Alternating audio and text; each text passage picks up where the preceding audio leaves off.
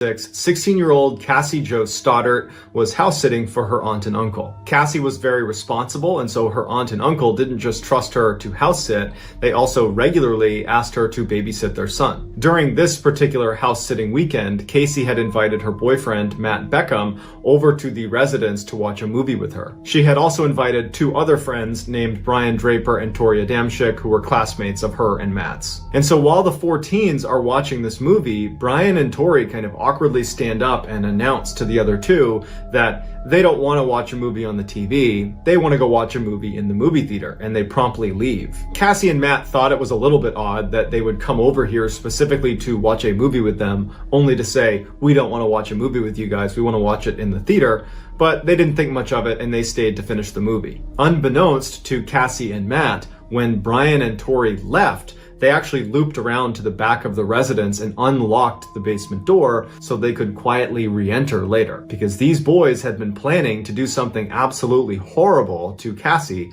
and they planned on doing it that night. Brian and Tori idolized serial killers. When Brian and Tori happened to watch the movie Scream together, which is a popular horror movie where this masked villain sneaks into teenagers' homes and terrorizes them, they decided that that would be the way they gained infamy. They would reenact the murder scenes from the movie Scream, but in real life. Shortly after this revelation, they begin filming themselves as they come up with their big plan of how they're going to break into someone's home and what they're going to do to them. And at some point on camera, they would say that they've identified their first victim, and it's going to be Cassie Jo Stoddart. They just needed to wait for a time when she was going to be alone. And when they found out she was going to be house sitting over that weekend in September for her aunt and uncle, they put their plan into motion. But when they showed up and Matt Beckham was there, Cassie's boyfriend, it kind of screwed up their plan. And so that's why Brian and Tori had stood up and said they were going to go watch a movie at the movie theater, because what they really wanted to do was come back later when Matt wasn't there anymore so they could attack Cassie. So Brian and Tori leave, and they do go to the movie theater, and they do buy tickets because they figure this is a great opportunity to create a solid alibi for themselves. But they don't stick around for the movie. They get back in their car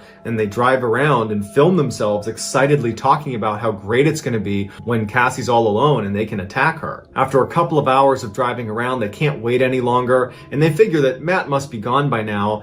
They park at the end of the street, they get out, they put on their masks and their gloves, and they sneak around to the side of the house where there was that open door that Brian had left. They open it up and then go inside of the residence where Cassie was, and they can hear upstairs that Matt is still there. Brian and Tori at this point felt so committed that they just said, you know what, we're gonna have to kill Matt too. So straight out of a horror movie, Brian and Tori hide in the basement wearing their mask and their gloves, they've got their knives, and they start making all this noise to try to get Cassie and Matt to come downstairs to see what's making all the sound. But it doesn't work. They don't come downstairs. So the next thing they do is they go to the circuit breakers and they cut the power to the house, hoping that Matt and Cassie will come downstairs to try to turn it back on. But again, Matt and Cassie stay upstairs. And so Brian and Tori turn the power back on and just continue to make sounds in the basement in hopes that Matt or Cassie, or hopefully both, would come downstairs so they could live out this fantasy. Meanwhile, upstairs, Matt and Cassie hadn't heard any of the sounds going on in the basement,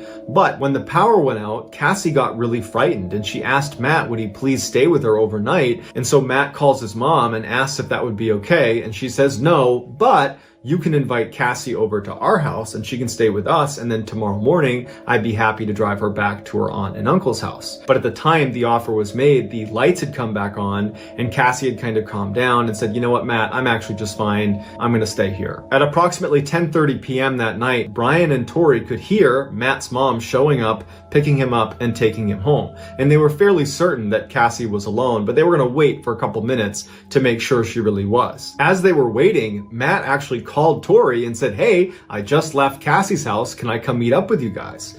And Matt would later tell police that he couldn't really understand what Tori was saying. It was like he was whispering. And so Matt assumed that he must still be in the movie theater watching the movie. And Matt kind of gave up on the idea of meeting up with them and ultimately just hung up. And so after Tori got off the phone with Matt, he turned to Brian and said, she's alone. Matt just said so. Brian and Tori turned the power off once again and then walked up the stairs and slammed a closet door in hopes that it would entice her to come into the basement. But it didn't work because Cassie was horrified. She heard the slamming door. The lights are out and she's all alone. And so she's huddled up on the couch, terrified. So Brian and Tori, frustrated they can't live out their fantasy exactly the way they wanted to by attacking her in the basement. So they go upstairs, walk into the living room where Cassie is huddled on the couch, fearing for her life, and they proceed to stab their friend to death. After the murder, Brian and Tori ran from the house, got in their car, and the first thing they did is they fired up their video camera and they filmed their excited reaction to ending Cassie's life. Brian and Tori believed they had a solid alibi because they had those movie tickets,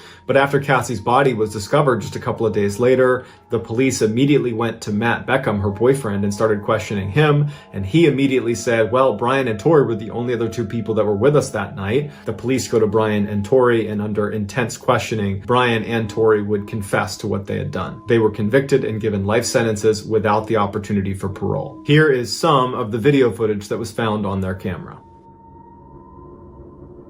We found our victim, and sad as it may be, she's our friend. But you know what? We all have to make sacrifices. Our first victim is going to be Cassie's daughter. She's going to be alone in a big, dark house out in the middle of nowhere. How perfect can you get? We know there's lots of doors. There's lots of places to hide. I locked the back doors, so it's all locked. Now we just gotta wait. I just killed Cassie. We just left her house. I saw her lifeless body just disappear. Dude, I just killed Cassie. 10th, 1954 in Puerto Rico, and she was brought to New York by her mother when she was about 5 years old. Edna's family had no money. Her mother, who supported her, was a clerical worker at the New York City Board of Education, where she would bring 2 boiled eggs to work every day so that she wouldn't have to pay for lunch. Edna's family lived in Lower Manhattan on Delancey Street, a neighborhood that was famous for waves of ethnic immigration. Edna had a tough childhood, but she would say she was loved and had enough. In 1987, Edna would meet her future husband, William. William had been visiting his brother at his brother's girlfriend's house in Upper Manhattan. When William walked into the kitchen, Edna was sitting there, and he was so struck with her beauty, he immediately left the room, found his brother, and said, "Who is that woman sitting in the kitchen?" And his brother would tell him that that was Edna. William went right back into the kitchen, and the two of them hit it off right away, and almost immediately they were dating. Every morning, William would leave his Brooklyn apartment and drive all the way to the north end of Manhattan. He would pick up Edna and then drive her to Midtown where she worked. And then he would fight traffic to go to his job. So it was just this horrible, horrible morning commute.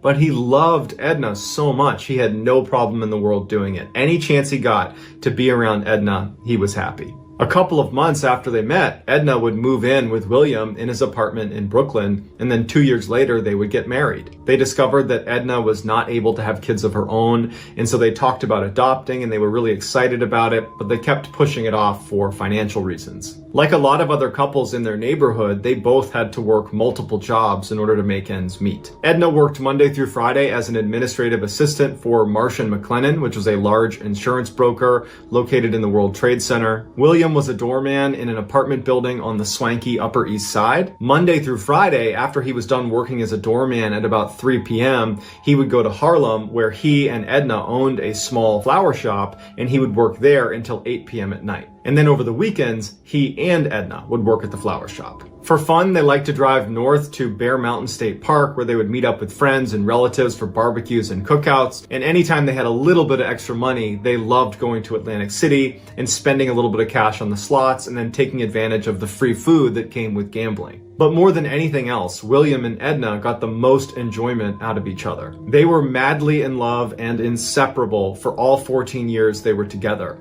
That even on their worst days, when they came home and things just weren't right, they would always sit down together and they would eat their favorite ice cream and watch their favorite TV show together. On September 11, 2001, William dropped Edna off at the World Trade Center where she worked. She made her way up to the 93rd floor of the North Tower where Marsh & McLennan was. She took her seat at her desk and began the day like any other day. At 8:46 a.m. that morning, a plane that had been hijacked by Al-Qaeda terrorists intentionally flew into the North Tower, crashing into floors 93 through 99. Everyone on board the plane and hundreds of people inside the towers where it was struck were killed instantly. Edna survived the initial crash, but she, like everybody else who was at floor 92 and up inside the North Tower on 9/11, were all trapped. Shortly after the crash, a cameraman on the ground was filming the impact site on the side of the World Trade Center, and they inadvertently captured Edna Centrone coming to the edge, clutching onto a metal girder, and she appears to be waving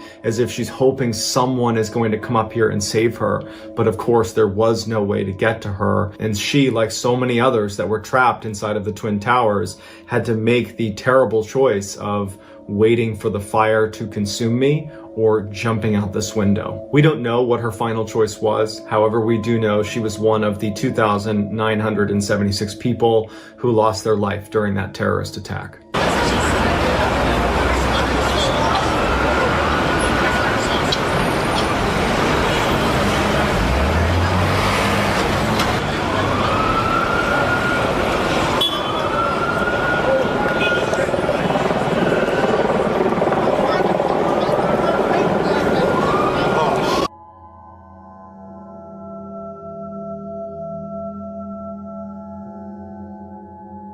A woman living in Chicago, Illinois, named Jordan Baranskis opened her eyes and realized she had fallen asleep on the couch the night before. She looked up and the TV was still on, and then she looked down at the other section of the couch and her boyfriend, Matt, was also asleep on the couch. As much as she wanted to keep sleeping alongside her boyfriend, she had work that day, so she stood up, turned the TV off, and made her way upstairs to get ready. As soon as she got upstairs, the first thing she did is go into her bedroom and get her purse that she left on the foot of her bed. But when she got in the room, her purse wasn't there. So she leaves her bedroom and she starts searching all the rooms upstairs, and she can't find her purse. And she's thinking to herself, I'm certain I had it the night before. I remember rifling through my purse before going downstairs and starting to fold laundry before ultimately falling asleep on the couch. So after spending about 15 minutes looking for the purse unsuccessfully, and now she's starting to stress because she's going to be late for work because she can't find her purse, she goes downstairs and she wakes Matt up and says, hey, I gotta find my purse. I thought I left it upstairs. Apparently I didn't. Can you help me look for it? Matt rolls over. He doesn't really want to get up because he's pretty tired and he doesn't have work, so he doesn't want to wake up right now. And he says, well, are you sure you didn't leave it at the restaurant last night? I mean, if you already looked, it's probably not here. You want to just give him a call and see if you left it there? Jordan was immediately really annoyed by his reaction because she just wanted him to stand up and help her look for the purse because she had work and he could just go back to sleep. And so it started this argument between the two of them where Matt just wanted her to call the restaurant because he was convinced she had it there. And Jordan was like, no, I know I had my purse. I'm positive I had it last night before I fell asleep on the couch with you. So their argument begins to escalate a little bit, and that's when Jordan remembers that they had recently installed a Nest camera downstairs to monitor their dogs whenever they were gone. And she thought, we can just look at the footage on the Nest camera, we can see me walking into the apartment, and I will either have or not have my purse in my hand. And so Jordan opens up her app and she calls Matt over, and they go back to the night before, right before they left for the restaurant. She's got her purse in hand, they leave the front door, and then several hours go by and they come back in, and very clearly Jordan has her purse in her hand. And Jordan turns to Matt and says, told you so. And Matt's like, okay, fine, let me help you look. And as they're about to put the app down, she realizes on the Nest camera timeline that motion was detected at 3:30 in the morning when they were both clearly asleep on the couch. And so she calls Matt back over and says, here, look, there's motion detected at 3:30 in the morning, and they hit play. After the couple had fallen asleep on the couch with the TV on, a hooded figure emerges from their upstairs hallway and stands at the top of the stairs and just watches the two of them sleep. Before he left, he stole her purse along with a couple of other things from their apartment. And somehow this guy has never been caught, and he's been given the nickname Creeper Ghost. 15-year-old Lisandro Gomez Feliz, who went by Junior, was on summer break from school. He and his mother lived in a small apartment in the Bronx, which is in New York City, and this particular night he was staying in, playing video games while his mom was trying to sleep in the other room. Just after 10 p.m., Junior gets a text message from his friend Jason Velez, who lived about 2 blocks over, and Jason was asking Junior if he wanted to come over and listen to music with him. Junior was getting bored of his video games anyway, so he says, sure, I'll come meet you. And then at 10:05 p.m., an outside security camera picks Junior up, leaving his house, walking the 2 blocks over to his friend Jason. Junior arrives a couple minutes later, and he and Jason spend the next hour and a half looking at their phones, listening to music, and just chatting with each other. At about 11:30, Junior says he wants to go, and so he says bye to Jason, and he starts walking back towards his apartment, but instead of going to his apartment, he walks past it towards an area known as Adam's Place. Adams Place was notorious for gang activity, and it was just not a safe place to be unless you were in a gang or it was broad daylight. And since it wasn't broad daylight and Junior was not in a gang, this is a pretty risky move for him. But Junior had a very close friend that lived right near Adams Place, and this friend of his was not in a gang either, and Junior wanted to hang out with him. And so as he's walking over to Adams Place, he texts this friend and says, hey, I'm gonna be there in a minute. And his friend writes back, don't come here. It's not safe. There's some people outside that are a little bit sketchy. There's some cars in the area that we don't recognize. Like, stay away from Adams Place. And so Junior gets this text message and he's not about to risk it. So he turns around and starts walking back towards his apartment. But at the same time Junior's getting this text message, a security camera picks up 4 cars full of gang members going past Adams Place and turning onto the road that Junior's on, and they start driving up towards him. And as they drive past Junior, they start yelling out at him and taunting him and making fun of him. And Junior, who's scared, just starts running. And right away, the cars start chasing him, and they immediately cut around another side street and they cut him off. And so he's kind of funneled into this bodega that's on the corner right in front of his apartment. He's literally a stone's throw away from the front door of his apartment, but he can't get to it. So he goes in the bodega and he yells for the store manager to let him over the counter, to hide on the other side of the counter. And this store manager, who's used to gang violence in this area, is not quick to want to help this guy jump over. He's worried he's gonna get robbed. But as he's kind of holding him back from getting on the other side of the counter, the gang members saw Junior go into this bodega, and one comes flying into the bodega, sees Junior, and immediately turns around, runs outside, and on security camera alerts the other gang members that Junior is in here and there's no way for him to get out. There's only one entrance into the bodega. And you see all the cars converge on this bodega, and you see all these gang members get out with machetes and knives, and they make their way into the bodega, where now Junior is behind the counter, and you can tell he's terrified because he does not know what's going on. He doesn't know why he's being attacked. And you see the gang go right up to the counter and they're screaming at the shop owner to give them Junior. And the shop owner is actually doing a pretty good job of saying, get out. Like, I don't want you in here. Leave him alone. Just get out. But at some point, one of the more aggressive gang members just reaches across and grabs Junior and starts pulling him, and they all pile on and start beating on Junior. They beat him to the ground. They pull him painstakingly out of the store. Junior's grasping at everything he can. At one point, he grabs onto the ATM machine, and you can see fear in his face. He does not want to go outside. But they eventually yank him out into the streets, and they proceed to savagely stab and slash him with machetes and knives. After a flurry of attacks, the gang members all run away and get in cars and drive away, and Junior stands up and he's a little bit dazed, and he runs back into the bodega, and now he's bleeding profusely, and he's yelling for help, help me, and everyone's telling him to get out of the store. No one wants to help him. He goes back out onto the road and he's screaming, someone call 911, and no one's listening to him. People are just filming him. And with what little strength he had left, he just starts running towards St. Barnabas Hospital, which was about a block away, and he makes it all the way to the front of the hospital and then collapses, and he bleeds to death. The gang responsible for Junior's death was the Trinitarios, which is a Dominican gang that was born out of New York prisons. And over the past couple of years, their violence has skyrocketed. There have been numerous clashes between they and other gang members. Lots of people have been stabbed and attacked, just like Junior was. But Junior's death wound up being very unique. After his death, one of the leaders of the Trinitario gang posted to social media that the killing was actually an accident, that this was a case of mistaken identity. Apparently, someone had been disrespectful to a gang member's niece, and that night, those 4 cars were out there looking for him, and apparently they expected to find him near Adams Place, and he looked enough like Junior that they decided that's the guy, and Junior was just in the wrong place at the wrong time. The gang would apologize to Junior's family on social media and said they kicked the killers out of the gang, and the 5 people that were responsible for killing Junior were ultimately convicted of murder and given life sentences. Here is some of the footage of Junior running into the bodega, trying to save himself before ultimately being dragged out into the street and killed.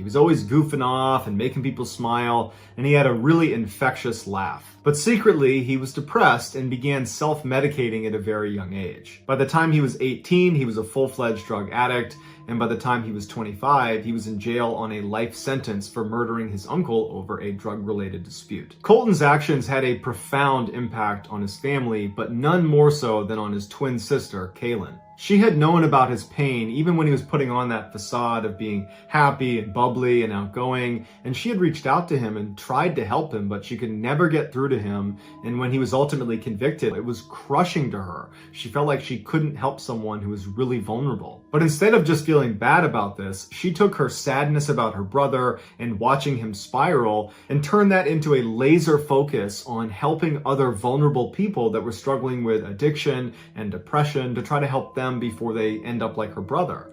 And eventually she would get her degree in social work from Utah State. But despite Kaylin's best intentions to want to help as many people as she could, she found it very difficult to find work in her field, and it wasn't uncommon for her to have fairly long stretches of unemployment. And it was during one of those long stretches in 2014 that Kaylin's life rapidly fell apart, and it left everybody who knew her thinking, what just happened? On September 26, 2014, a little after 9 p.m., Kaylin calls 911. She reported that there was this huge, brutal fight taking place in her condo's clubhouse. Basically, it was like a restaurant where you could rent it out in the first floor of this condo complex. And she said it was getting out of hand and police needed to come over here and stop it before someone got hurt. The police asked her if weapons were involved. Were people using weapons in this fight? And Kaylin says yes. Guns. But when police rush to the scene, bracing for the worst, they discover that it's just a docile wedding reception happening inside of this clubhouse,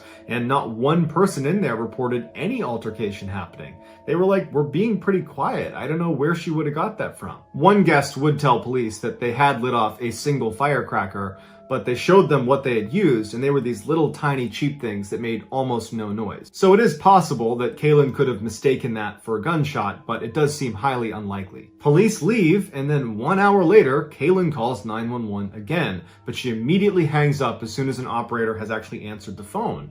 And the operator calls the number back, and Kaylin picks the phone up, but she's not really speaking. She's mumbling, she sounds confused, and the operator said, hey, you tried to call 911 a minute ago. Is everything okay? Can you tell me where you are? And Kaylin would have a really hard time giving her address to the police. It was like she couldn't remember her address. And she's mumbling, and at some point she says, my roommate thinks I'm delusional and paranoid, but I'm not. Kaylin eventually kind of calmed down and said she was sorry for calling 911, and the operator said okay, and they hung up, and that was the end of the call. The next morning, Kaylin calls 911 for a third time in 24 hours. This time, she's frantic. While she's on the phone with the operator, she's periodically screaming at these two people that are apparently robbing her apartment to get the F out of here, get out of my apartment, you can't be here. And the operator is trying to get more information out of Kaylin, but Kaylin is very distressed. She can barely communicate with the operator. She's half crying, and the operator tells her, can you leave?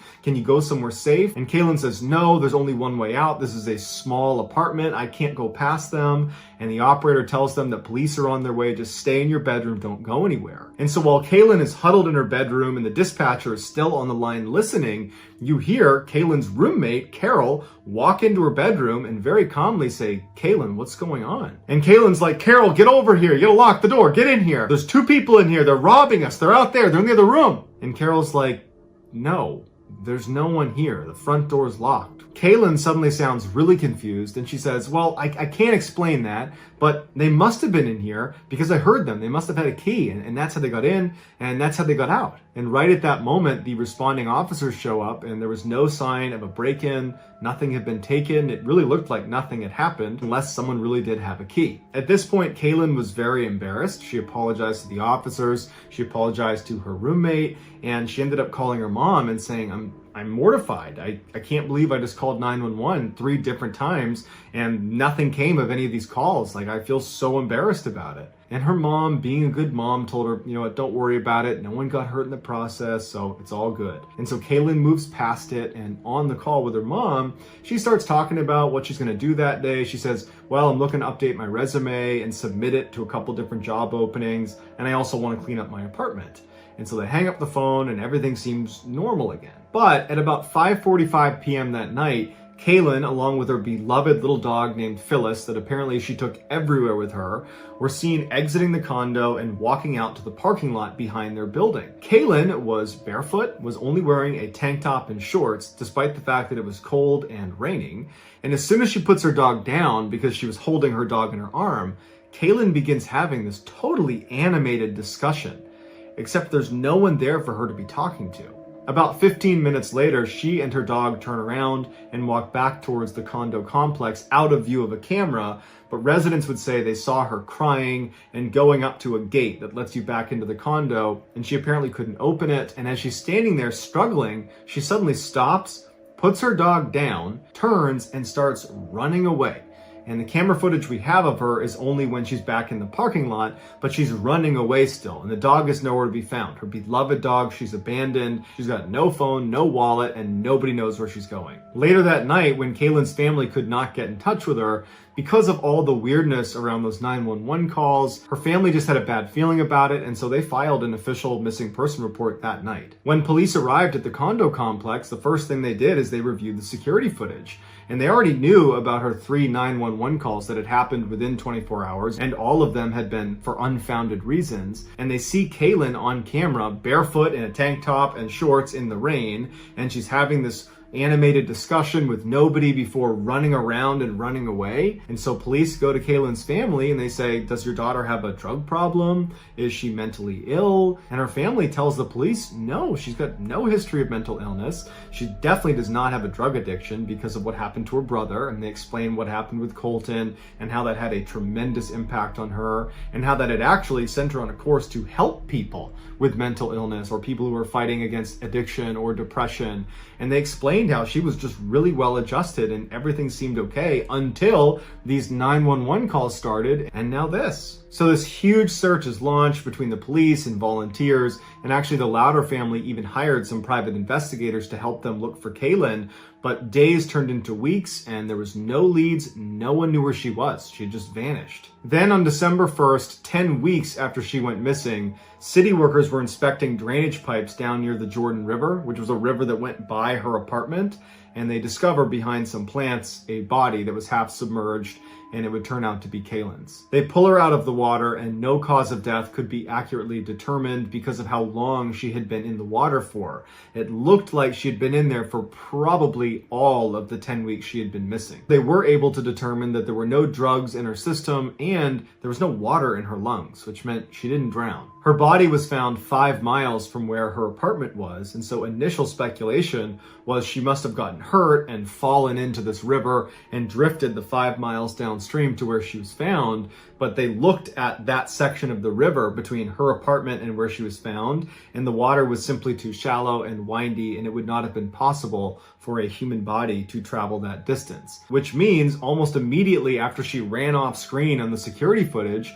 she covered those 5 miles, wound up at that section of the Jordan River, died, and then fell in the water, or fell in the water and then died, but not via drowning. The police officially ruled Kaylin's death an accident, but her family disagrees. They say if you look really closely at the security footage right before she runs away, it looks like she's terrified. More specifically, it looks like she's terrified of someone we can't see on camera. When she's having that animated discussion where it looks like she's talking to no one, further feeding the idea that she had kind of lost it, well, there's this huge rock to the right in the video that kind of obscures our view, and behind that is this huge forest. And it is theoretically possible that someone could be back there that we can't see. But no matter what, her family believes that whatever she was doing in her final moments on camera is the key to understanding why she ran off and ultimately died. So you be the judge. Was this a psychotic break, or is there something more?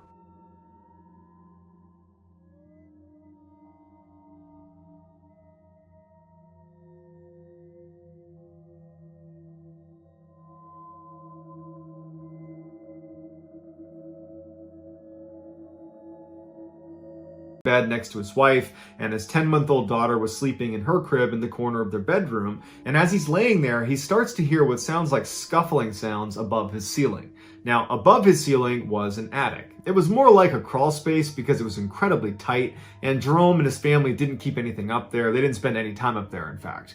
And so Jerome's laying here thinking, man, did an animal get up there? I mean, this is a pretty old apartment building. It's certainly possible that a squirrel or something could have crawled inside the attic, and that's what's making the sound. But eventually that night, the sound stopped and Jerome went to sleep. The next day, Jerome went up into the crawl space and there was nothing up there. But it's a pretty big space, and again, it's pretty difficult to maneuver around. So he thought, it is still possible that there could be an animal up here, but there wasn't any immediately obvious signs, and so he went back down and just hoped it would stop. A couple days go by and he hasn't heard anything in the attic, and then one night he wakes up to the sounds in the attic. And when he opens his eyes, there's a vent that sits at the top of the wall right in front of him that's actually over his daughter's crib, and he could have sworn he saw what looked like a flashlight coming from the attic. Immediately, he gets up and walks over and pulls the vent cover out, and he's looking into the attic, but it's not a good view. It's a curved vent, so at best, you're getting a little sliver of a view into the crawl space, and he didn't see any more light, and he didn't hear anything else, and so once again, he kind of chalks it up, puts the vent cover back in place, gets back in bed, and falls asleep. The next morning, he tells his wife about the light he saw in the vent. And now they had already spoken about the strange sounds coming from the attic, and she knew that perhaps there was some animal up there, but the light definitely caught her off guard. But then she remembered that next door, they were doing a whole bunch of renovations on the apartment, and perhaps the partition, there was a break in it, and they could be doing some late night work, and light could have leaked through the break in their partition wall in the attic, and maybe that was causing the flash of light. So Jerome knocks on his neighbor's door and he says, hey, I saw a weird light in my attic, and I'm trying to see if there's a break in our partition wall that perhaps if you guys were working late last night, light could have poured through onto our side. Is that a possibility? And his neighbor said, we were not working late last night, and I've actually been up into our attic, and I've checked that partition wall because we're doing renovations, and I need to make sure this apartment is in good working order because I'm looking to sell it, and that partition wall is solid, so I don't think there's a break in it. Jerome and his wife are totally stumped, and so they decide, let's just put a security camera up in the attic and let's see what's moving around up there. Let's see what's causing the light and these sounds. So that day, Jerome goes out, he gets a little security camera, he comes home, he installs it in his attic, and then he, his wife, and his daughter go to bed. That night, Jerome doesn't wake up to any sounds in the ceiling, he doesn't see any lights, and so when he goes to check the footage the next morning, he's not expecting to see anything, but he is shocked at what he discovers. In the middle of the night, after Jerome, his wife, and his young daughter have already fallen asleep, you see on camera as the partition that separates Jerome's attic from his neighbor's attic slides open, and in crawls who else but Jerome's neighbor, Robert Havrilla, the same guy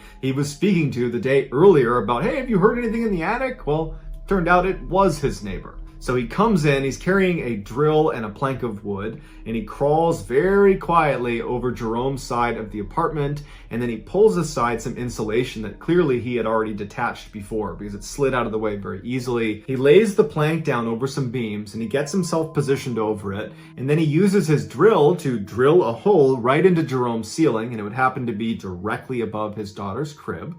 He'd put the drill back, and then he'd lay there on the plank of wood and stare through the hole at Jerome's daughter for 30 minutes without flinching. After he was satisfied, he got up, pulled the plank out of the way, he slid the insulation back in place, he grabbed his grill and the plank of wood, and he crawled his way back into his side and shut the false door. Jerome calls police, who come over and they look at the footage and they immediately arrest his neighbor. But then when they go up into the attic to look for themselves, they find there's all these different drill holes that have been carefully covered over because their neighbor had been doing this for some time and had developed a sort of awful routine where he would come in and spy on the family, specifically their infant daughter. Jerome's neighbor was found guilty of criminal trespassing and was given 5 years of probation and had to pay Jerome's family $2,245. Here is the very creepy security footage of Jerome's neighbor.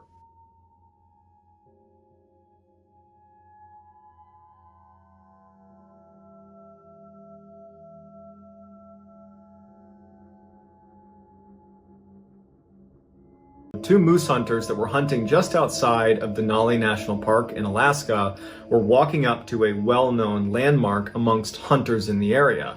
It was this old school bus that was parked in the middle of nowhere. It was all rusted over and nature had practically overgrown it. And hunters, trappers, and travelers would use this bus as kind of like a center point that you would reference where you were going relative to this particular bus. But when they walked up to it, they saw on the outside of the door that there was a note. "Attention possible visitors, SOS, I need your help. I am injured, near death, and too weak to hike out of here. I am all alone. This is not a joke.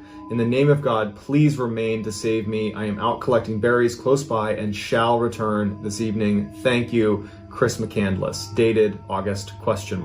5 months earlier, in April of 1992, Chris McCandless, the one who wrote that note, had hitchhiked from Carthage, South Dakota to Fairbanks, Alaska. Once there, he hitchhiked again with an electrician named Jim Gallion, who was making his way out of Fairbanks. Chris introduced himself as Alex and asked Jim if he would take him to Denali National Park, which was about 2 hours away to the southwest. On the drive, Jim asked Chris what he was going to be doing at the park, because this is like wild Alaska country, and frankly, Chris did not look like a rugged Alaskan outdoorsman. Chris told Jim that he was going to be living off the land for a few months. Jim would later say that he had serious doubts about Chris's ability to survive in the Alaskan bush.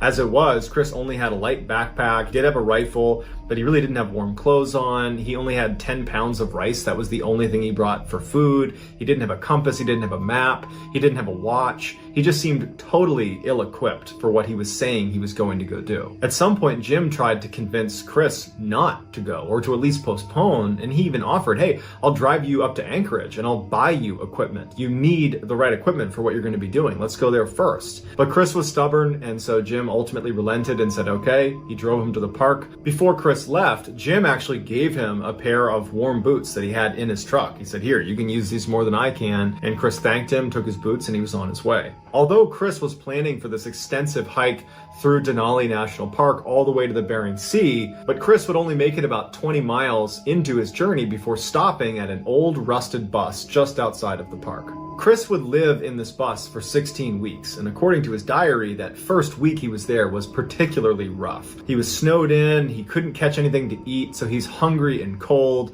But shortly thereafter, he developed a routine. He was able to hunt successfully for some small game. He found some plants that were good to eat, and by and large, his entries made it seem like he was very happy. However, the last month of diary entries really painted a very different picture. After living in this bus for nearly 3 months, he indicated in his diary that he was kind of sick and tired of living off the land and he was ready to return back to society. So on July 3rd, he packs up his camp and he starts walking back the 20 miles towards where he came into the park in the first place. But when he came into the park 3 months earlier, the river that he was going to need to cross was frozen.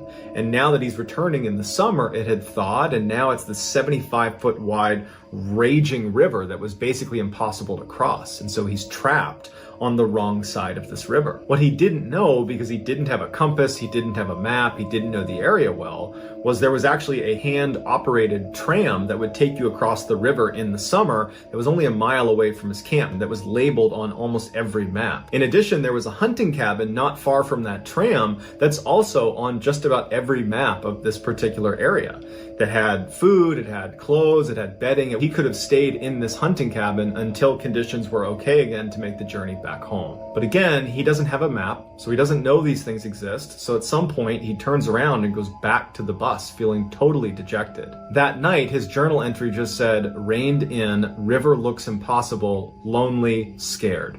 All of Chris's diary entries following his return to the bus after not being able to cross this river got shorter and bleaker and really painted a picture of a guy that was going downhill. The final entry in Chris's diary just says, "Beautiful blue berries." And then 19 days after his final entry is when those two moose hunters find this bus and see the note, the SOS note, pinned to the outside. The hunters go inside the bus, and there, laying in a sleeping bag, is the body of Christopher McCandless.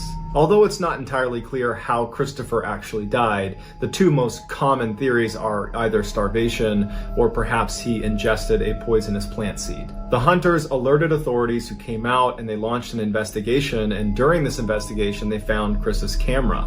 Chris was an avid photographer. He had taken loads of pictures over the course of his stay out in the wild. This is the final picture that he took on his camera. It's evident from Chris's SOS note on his door that he did want to escape. He wanted to leave the wild.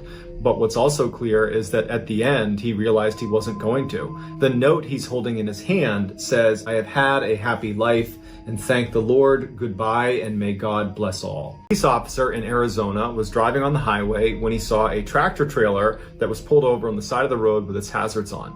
And so he pulls over, he gets out, walks out to the driver's side door, and he looks up at the driver and says, "Hey, do you need any help?" And the driver is still sitting in the driver's seat, hands on the wheel. He's barely acknowledging the police officer. And he kind of looks down and shrugs and just says, "No, I'm okay." The police officer doesn't know what it was, but there was something off about this guy. He wasn't doing anything wrong, but there was something off about him. He couldn't tell what it was. So he asked him again, "Are you sure that nothing is wrong?" And the driver, again, very sketchy, just says, "No, nothing's wrong." And so the police officer, acting on a gut instinct, says, "Hey, can you step out? Do you mind if I talk to you outside of your vehicle?" And so very reluctantly, the driver kind of slithers his way out of the vehicle, making sure that he doesn't fully open the door to kind of let the officer see what's going on inside his cab. He gets out and shuts the door, and the two start talking. Over the course of their conversation, where basically the officer is trying to figure out what you're doing here. Why are you parked on the side of the road with your hazards on? Why aren't you telling me what's going on? Why are you acting so strange?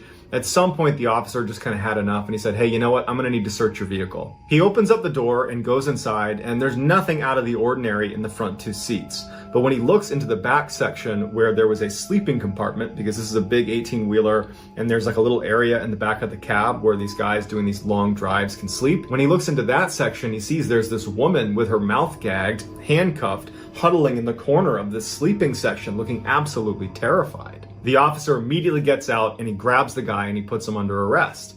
As he's arresting him, the driver is saying, "No, she wants to be here. She chose to be here." But the officer didn't buy it, and he said, "You're under arrest for kidnapping." The officer puts this guy in his cruiser and shuts the door, and then he calls for backup. When backup arrived, they were able to take the woman out. She was unhurt. She survived. But it would turn out that she was one of the very, very lucky few, because the driver was Robert Rhodes, aka the truck stop killer, who over the previous 20 years had killed over 50 women. He was one of the most prolific serial killers in American history. But the crime that the truck stop killer was actually known for was not this kidnapping where this woman survived.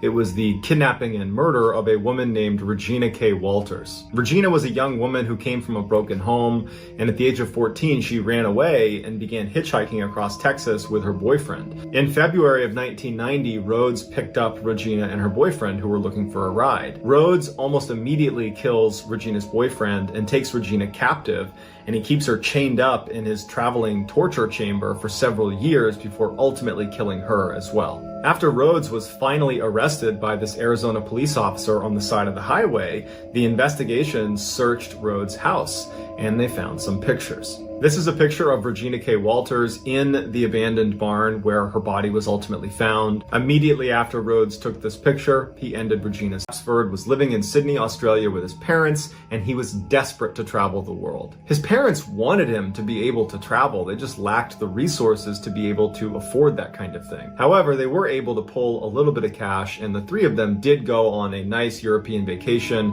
that his parents were hoping would kind of calm down his desires to want to travel all the time. They thought this would be, a taste before he got older and he could go travel as much as he wanted. But when he came back from that vacation, it really had the opposite effect. It was like Keith had experienced the life that he so desperately wanted, and now he's home and it's like that life has been taken from him. Following that vacation, Keith began trying to run away from home. Not because he didn't want to be around his parents, but just because he saw it as his only way to, see the world. But every time he would run away, his parents would quickly find him and bring him back home. Their concern for their son would only grow, though, because he would find ways to sneak away and be gone for longer and longer stretches of time, and they're thinking it's only a matter of time before he really gets hurt. In an effort to save their son, they ended up enrolling him in this very strict boarding school that was for boys with behavioral problems. And they were hoping that the staff at the school was going to be able to kind of calm their son down and keep him from trying to run away all the time. But unfortunately, the school really had the opposite effect, because the school, in a sense, was like a prison. You weren't allowed to leave. And so immediately, Keith, when he gets there, he's looking for ways to escape this boarding school. And 2 weeks after arriving, he would be successful. He would elude the staff and he would escape. 3 days after he had escaped this boarding school, he found his way to the Sydney airport. Now, this is the 1970s, and it was far easier to get into an airport than it would be today, where there's lots of security. There wasn't much of that at the time that Keith was at the airport. And so Keith walked across the tarmac to a plane that was bound for Tokyo, and he climbed inside the wheel well. He tucked himself in there and he waited for takeoff. A photographer named John Gilpin happened to be at the Sydney airport on the same day that Keith is now snuck into that wheel well, and he had a new lens for his camera that he was testing out. And at one point, he was just taking pictures of the tarmac, and he began taking pictures of a plane that was taking off. And it was the same plane that Keith had snuck into. And he takes pictures of it as it takes off, it goes up to altitude, and it flies away. And he just took a series of pictures of it, puts his camera away, doesn't think twice about it. A week later, John was looking through his photos, and he stopped when he saw this picture. John had inadvertently captured the final moments of Keith as he fell nearly 200 feet to his death. As soon as the pilot took off, the wheels were retracted, opening up that wheel well for a brief second, and there was nothing for Keith to hold on to, and he slipped out. But even if he had not fallen out, he almost certainly would have died from freezing temperatures and lack of oxygen at altitude.